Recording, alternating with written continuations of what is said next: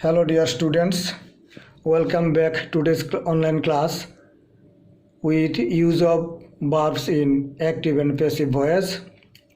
Today we will discuss about past action of verbs. অর্থাৎ আজকে আমরা ভার্বের অতীতকালের ব্যবহার নিয়ে অ্যাক্টিভ এবং প্যাসিভ ভয়েসে আলোচনা করব। As usual, we will select a common verb do. যদি আমরা ডু ভার্বটাকে ব্যবহার করি, ডু অর্থ করি বা করা, রেগুলার অ্যাকশন ভার্ব। আজকে আমরা আলোচনা করব পাস্ট অ্যাকশন অফ ভার্ব নিয়ে। তাহলে ডু এর পাস্ট ফর্ম হলো ডিড, তাই আমরা ডিড নিয়ে আলোচনা করব। ডিড ডিড করেছিলাম,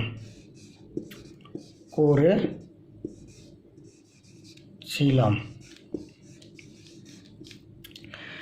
তাহলে এটার প্যাসিভ ভয়েস কি হবে? এটা অ্যাক্টিভের ব্যবহার ডিড করেছিলাম, প্যাসিভে হবে আমরা সাধারণত জানি মূল ভার্বের B3 হয়, তো প্যাসিভে মূল ভার্বটা হবে ডান, এর আগে অক্সিলারিজ হবে ওয়াজ, ওয়ার। বাংলাটা আশা করি তোমরা বুঝতে পারতেছ। বাংলাটা হবে করা হয়েছিল,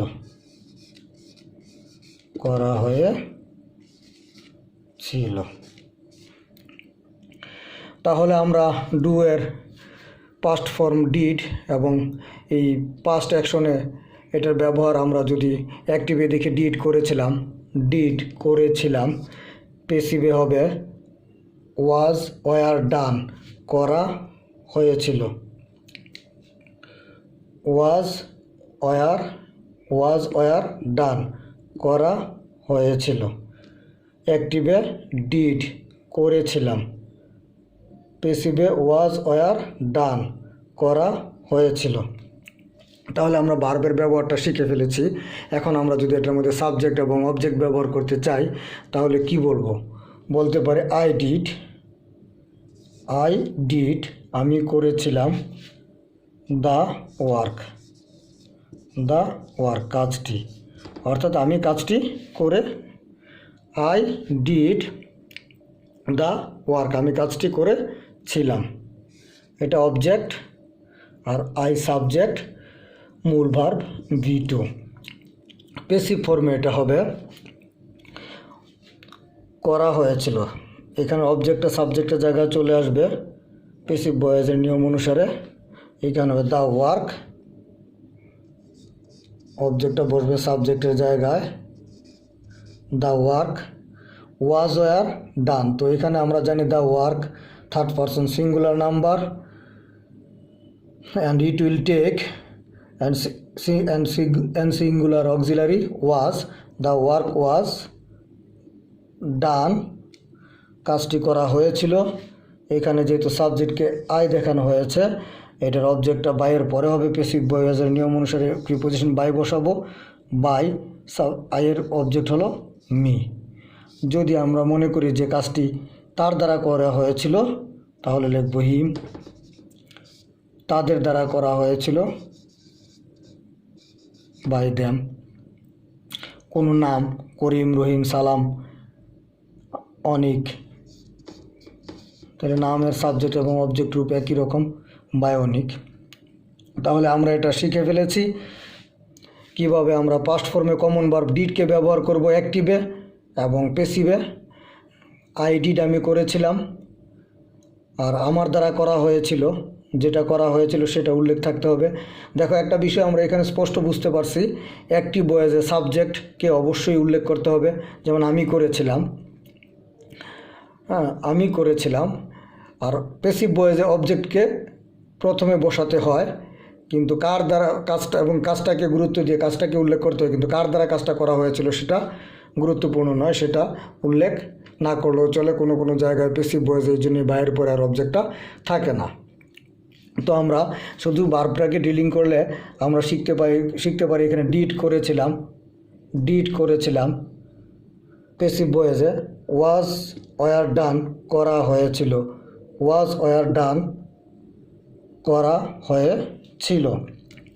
এখন আমরা যদি এই ডিড ভার্ব কমন ভার্বের জায়গায় অন্য কোনো ভার্বকে ব্যবহার করি, যেমন বাংলাটা আমরা এখন আগে লিখি যে খেলেছিলাম, যদি বলি যে খেলেছিলাম, খেলেছিলাম,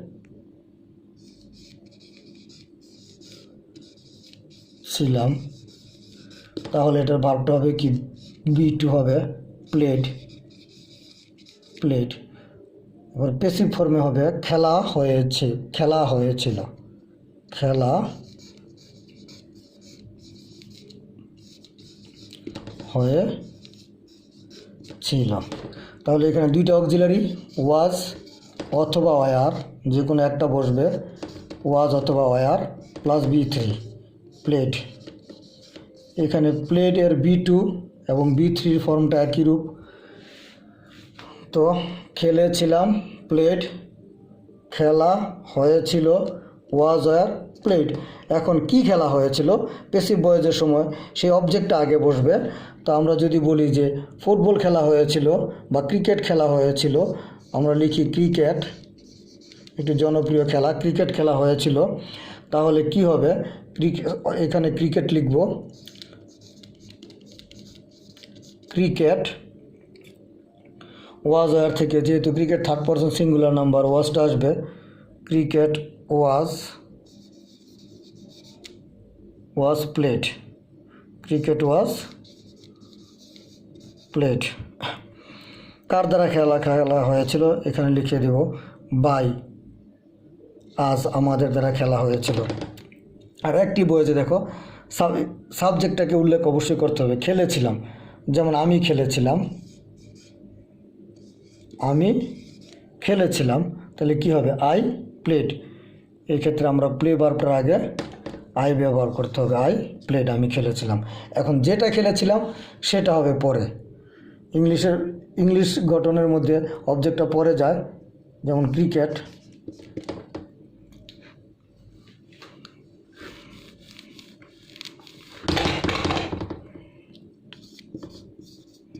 ক্রিকেট, আই প্লেড ক্রিকেট, আমি ক্রিকেট খেলেছিলাম।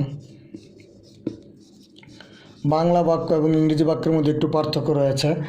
বাংলা বাক্যে প্রথমে সাবজেক্ট, তারপর অবজেক্ট, তারপরে ভার্ব, কিন্তু ইংরেজি বাক্যের গঠন হলো subject plus verb plus object.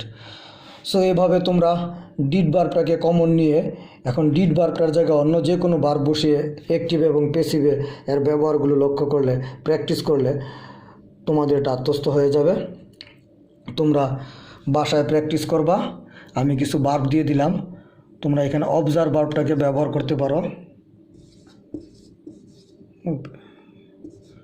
Observed আমি বি2 দিলাম, যে তোমরা পাস্ট ফর্মের ইউজটা শিখতেছি, পাস্ট অ্যাকশন অফ ভার্ব নিয়ে শিখছি। অবজার্ভড,